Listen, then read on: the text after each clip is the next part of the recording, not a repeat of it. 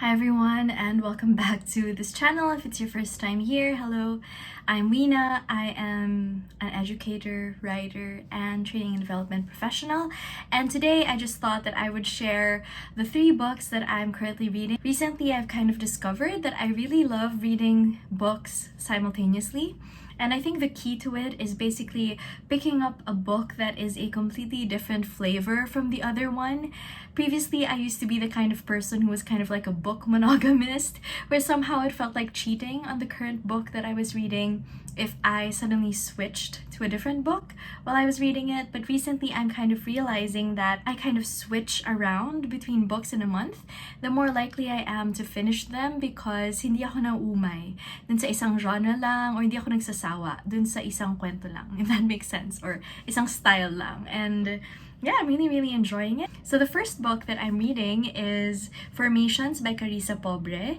This was published by a local press. They're called Everything's Fine. And I think that they're really changing the game. This is beautifully published. Like, the printing is nice and amazing. And they're also publishing a lot of young authors who have a lot of amazing and super subversive things to say in terms of both substance and style. And I'm so into it. I'm excited to get more from them and to pick up more titles from them in the future. Basically, what this book chronicles is the author's kind of journey of coming to terms with what happened during the pandemic, and it begins at the start of the pandemic when she finds out that she has been accepted to the MFA program at Columbia University, and then that is shortly followed by the lockdown. Throughout the book, she also kind of asks for prompts from Martin Villanueva, who is her friend and who's also a friend of mine, and he is also like one of the most like fantastic creative nonfiction writers here in the Philippines. And I know I spoke about his book on this channel before, which is Killed a Pig in Our Garage. Once they killed a pig in our garage. Or once a pig was killed in our garage, something like that. I'm so sorry, Martin, if you're watching this, but my mind just completely blanked. Anyway, it's an exchange with Martin Villanueva in the sense that Martin was providing her with the prompts that she wrote to be able to cope with this difficult time during the pandemic. And it's really good and really immersive so far. I really like it. Next, this is another creative nonfiction one, but in a very different genre. This is The Red Parts by Maggie Nelson. I just actually bought this book a couple of days ago because my friend Shin was doing like an Instagram secondhand sale on his IG, and I saw this and I'm a fool for everything Maggie Nelson. I think she's probably my favorite writer at this point, and I have to credit my friend Austere for bringing her to my attention, because that's one of the things that Austere and I talked about when we first became friends.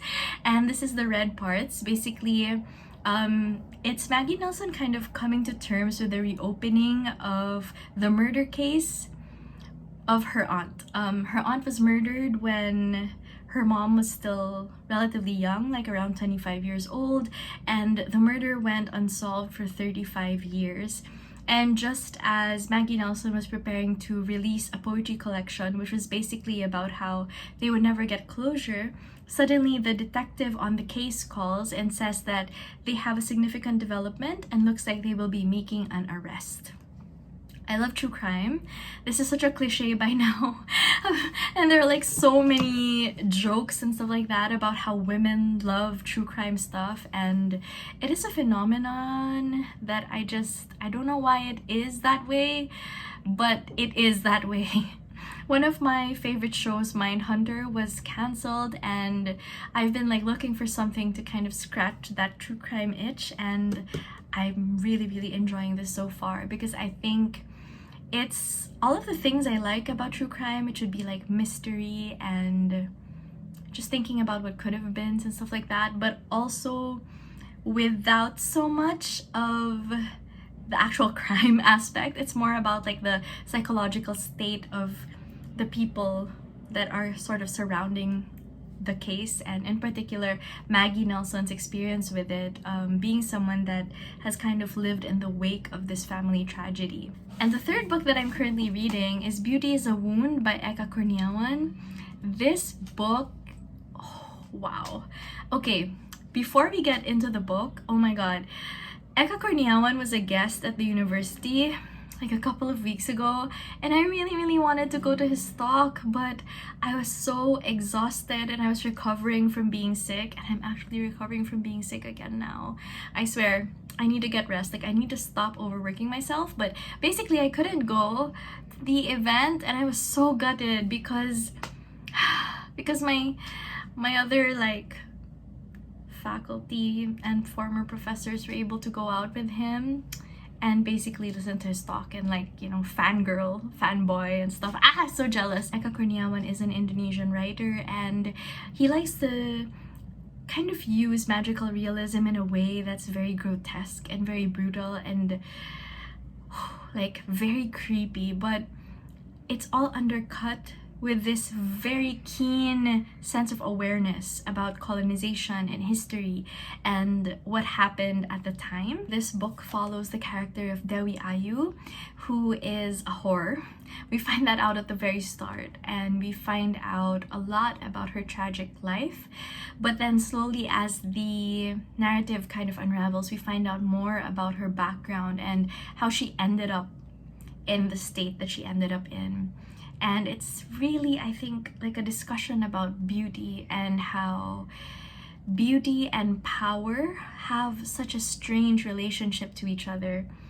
This isn't really a spoiler because it's also kind of revealed sort of toward the beginning that Dewi Ayu is a prostitute, but the thing is, she was kind of a prisoner of war, which is how she ended up becoming a prostitute.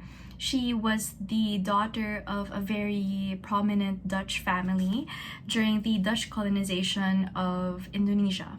But then when the Japanese took over, they took all of the Dutch prisoners of war and they selected those who were female and beautiful to become prostitutes, or essentially like comfort women for the Japanese. And it's just a treatise on how fragile power and beauty and that kind of relationship and dynamic is, where on the one hand beauty could give you power, but also beauty can be a point of detriment as well, and just how damaging war and colonization is to a person's life, and how it's almost like you never really come back from that, you know.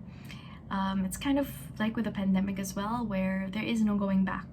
You are just moving through something, and after that you are changed forever.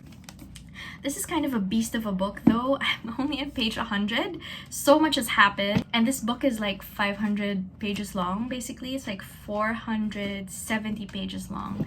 So I'm interested to find out what will happen for the rest of it. Yeah, but I am enjoying this so far. It's been such a wild read, and the way Kurniawan writes is just so vivid and so wild and so colorful. Like, I don't know, I can't really put a finger on it, but there's something about the way that he writes that is super amazing. So that's it for this video. You guys, what are you reading currently? Please share with me in the comments below. Have you read any of these books? Did you enjoy them? Did you not? I want to know. Yeah, and I'll see you guys next time. Bye.